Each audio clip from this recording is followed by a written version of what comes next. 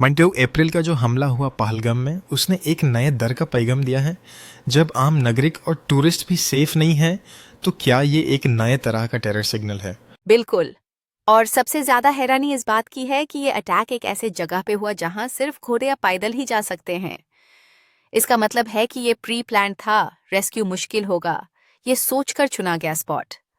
और जो लोग ये कह रहे हैं कि ये लोकल लेवल का अटैक था, उनके लिए तो सबूत साफ है, ये कोई स्पॉन्टेनियस घटना नहीं थी। 40 लोगों को घेर कर उन पे गोलियां चलाना, ये डेस्परेशन नहीं तो और क्या है?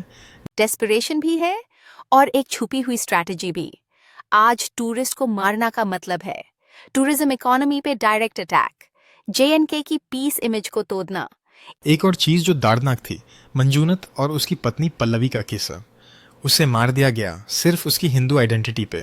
उसकी पत्नी को छोड़ दिया गया सिर्फ इसलिए कि वो जाकर मोदी को बताइए। ये तो साइकोलॉजिकल वॉरफेयर हो गया, लोगों के दिल में डर बिठाना। और TRF का ये कहना कि ये लोग सेटलर्स हैं, ये एक नया प्रोपेगेंडा है। टीआरएफ तो सिर्फ एक नाम है, ऑपरेशन तो लश्कर ए तैयबा और जैसे ग्रुप्स का ही लगता है। ये लोग बस अपनी ब्रांडिंग बदलकर नए नाम के साथ आते हैं। और ये हाइब्रिड वॉरफेयर का ही हिस्सा है। पाकिस्तान ओपनली जिम्मेदारी नहीं ले रहा, लेकिन इनडायरेक्टली सब कुछ मैनेज कर रहा है।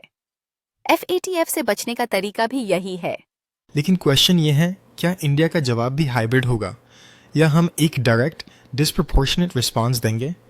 पुलवामा और उरी के बाद सर्जिकल स्ट्राइक्स हुई थी, लेकिन अब जब टूरिस्ट को टारगेट किया गया है, तो ये मॉरल रेड लाइन क्रॉस कर दी गई है। इंफ्रास्ट्रक्चर पे हिट करना चाहिए।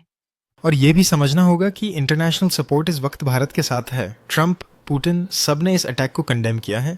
ये मौका है डिप्लोमेटिक फ्रंट पर भी पाकिस्तान को एक्सपोज करने का। सही कहा, लेकिन इंटरनल अकाउंटेबिलिटी भी जरूरी है। 2000 टूरिस्ट्स एक जगह पर थे, लेकिन सिक्योरिटी का क्या? इंटेलिजेंस फेलियर की रिस्पॉन्सिबिलिटी कौन लेगा? और हर बार हमला के बाद हम सिर्फ कंडेम करते हैं, लेकिन पुलवामा के 3 हिस्सों के लिए तक RDX का सोर्स अब तक नहीं मिला। हम कब तक सिर्फ जवान की शहादत पे रिएक्ट करते रहेंगे? प्रोटेस्ट हो रहे हैं श्रीनगर में, लेकिन अगर ये कम्युनल बन गए तो वो भी पाकिस्तान के ही प्लान का हिस्सा होगा। हमें हर एंगल से कॉशियस रहना पड़ेगा। तो इस वक्त सिर्फ रिटेलिएशन नहीं, प्लानिंग भी ज़रूरी है। मिलिट्री, पॉलिटिकल एंड इंटेलिजेंस, तीनों पे काम करना पड़ेगा। और सबसे जरूरी, पब्लिक डिस्कोर्स में एक मैच्योरिटी लानी पड़ेगी।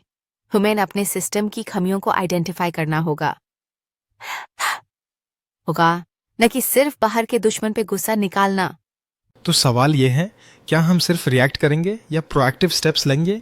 क्या हम पाकिस्तान के 1000 कट्स के प्लान का जवाब एक ही डीप सर्जिकल